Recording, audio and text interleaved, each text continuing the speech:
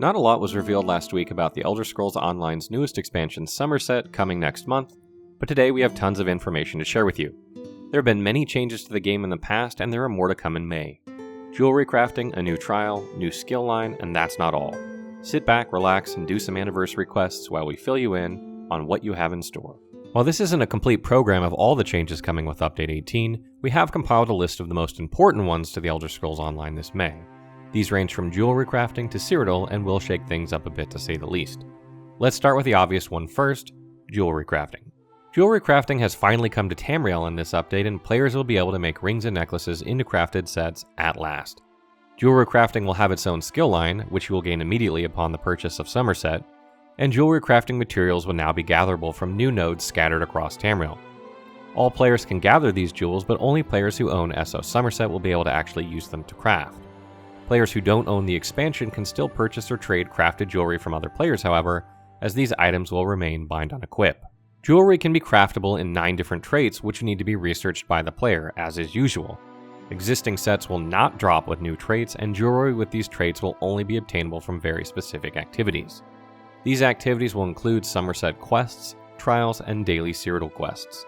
Since you cannot find existing sets with these traits, you will need to use the transmutation system from the Clockwork City to transmute them onto your existing gear if you want them.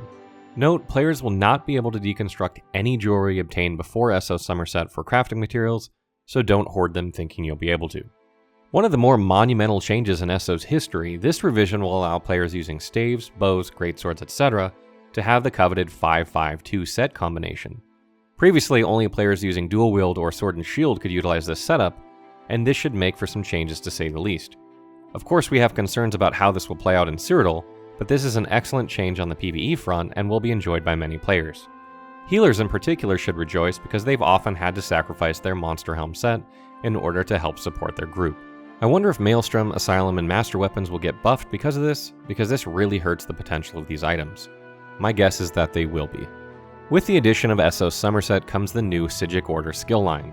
Players can rank up this skill line by completing quests not unlike the Dark Brotherhood, just with less assassinations. The skill line will have the traditional format of 1 ultimate, 5 active, and 5 passive abilities, not unlike the Mages Guild or Fighter Guild skill lines. This skill line is only available to players who own the expansion, as most of the quests will take place in Summerset itself. Light and heavy attacks have been given a bit of a facelift with emphasis on improving their overall performance. Previously, 1 point of spell or weapon damage was worth the same as 40 points of magicka or stamina when it came to increasing the damage of these attacks, but now they have been mostly equalized. This means that light and heavy attacks will perform more strongly on average, because most players tend to stack resources, not raw damage. Make sure you get your weaving down because it will pay off more than ever. Further emphasizing this focus is the change made to Empower. Empower currently increases the damage of your next direct attack by 20%, but this will be changed to 40% for your next light attack only. Not direct damage or heavy attacks, just light attacks. Although not the most massive changes in the history of Cyrodiil, there are a few changes that are interesting and we wanted to make sure you were aware of them. First off, and this is a great one, players will no longer need to wait for their defensive tick. If you defended your keep or you were there when it happened and did anything at all, then you will get credit and alliance points and are free to ride out to get resources back or head to the next keep. The amount of your defensive tick will now also be multiplied by the level of your lowest ranking resource, further encouraging players to not only defend their keep, but to maintain control of their resources during sieges and after them. This freedom will allow players to play more strategically without having to worry about getting little or no AP. Lastly, regarding keeps themselves, a new keep upgrade has been put in place to add more defensive siege weapons. The higher the keep levels are on wood, food, and ore, the more siege weapons defenders can place. Additionally, monsters and guards in CP-enabled campaigns will be a bit harder to kill and hit a bit harder. Underpopulation and underdog evaluation periods have been drastically reduced. This will result in scoring adjustments being applied more frequently depending on population and scoring within shorter periods. Catapults now have their area damage stick around in the world for a period of time after impact, resulting in better area denial. Ballista have been rebalanced to do more damage versus siege weapons, and damage versus players has been reduced.